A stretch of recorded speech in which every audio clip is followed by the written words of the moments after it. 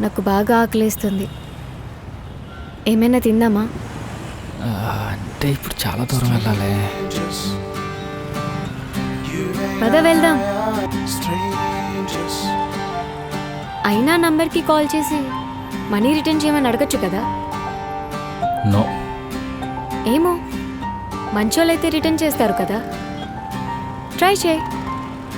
Try చేస్తే పోయేదేముంది. No. అయినా నాకు ఒక డౌట్. సెకండ్ టైం కూడా నంబర్ అంత కరెక్ట్గా చెప్పావంటే ఆ నంబర్ నీకు తెలిసిన వాళ్ళదై ఉండాలి.